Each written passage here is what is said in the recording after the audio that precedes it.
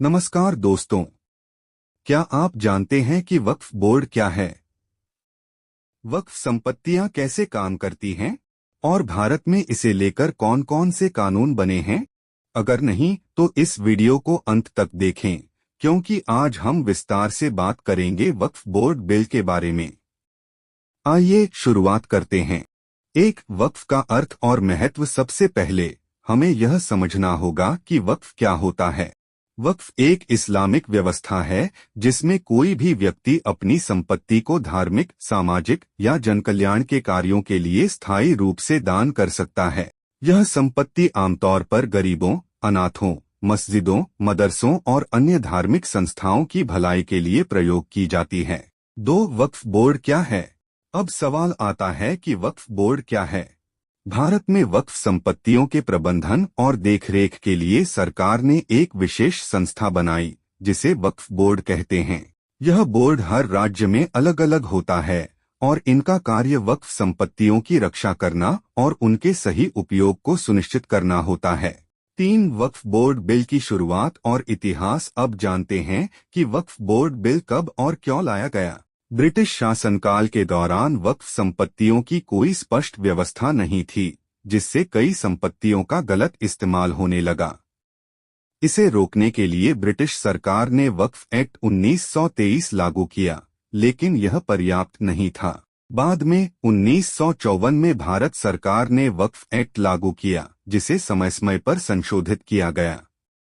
1995 में एक नया कानून वक्फ अधिनियम 1995 लाया गया, जो आज भी लागू है।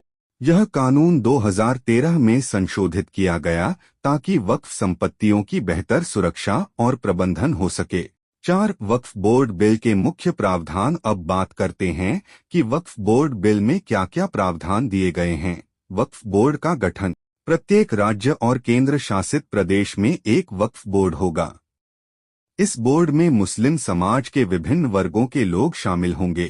वक्फ संपत्तियों का सर्वेक्षण।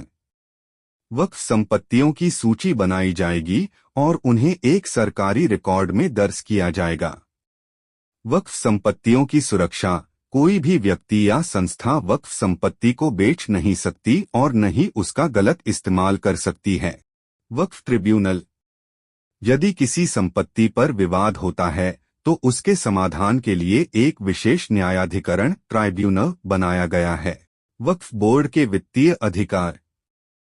वक्फ बोर्ड के पास अपनी संपत्तियों से मिलने वाली आय को प्रबंधित करने का अधिकार होता है। अनाधिकृत कब्जे पर कार्रवाई। यदि कोई वक्फ संपत्ति पर अवैध कब्जा करता है तो उसे हटाने के लिए कड़े प्रावधान हैं। 5, वक्फ बोर्ड कैसे काम करता है। वक्फ बोर्ड हर राज्य में एक अध्यक्ष और सदस्यों के माध्यम से संचालित होता है। वक्फ संपत्तियों का रिकॉर्ड रखा जाता है और यह सुनिश्चित किया जाता है कि उनकी आय सही दिशा में उपयोग हो रही है। अगर कोई संपत्ति विवादित हो जाती है तो इसे वक्फ ट्रिब्यूनल के माध्यम से सुलझाया जाता है। सरकार समय समय पर इन बोर्डों की निगरानी करती है ताकि कोई गड़बड़ी न हो। 6, वक्फ बोर्ड से जुड़े विवाद और आलोचनाएं। हालांकि वक्फ बोर्ड का मुख्य उद्देश्य मुस्लिम समाज की भलाई के लिए संपत्तियों का सही प्रबंधन करना है, लेकिन समय समय पर इस पर कई विवाद भी सामने आए हैं, जैसे वक्फ संपत्तियों पर अवैध कब्जा। कई मामलों में वक्फ संपत्तियों पर बाहरी लोगों द्वारा कब्जा कर लिया जाता है। भ्रष्टाचार के आरोप। कुछ मामलों में वक्फ बोर्ड के सदस्यों पर भ्रष्टाचार के आरोप भी लगे हैं।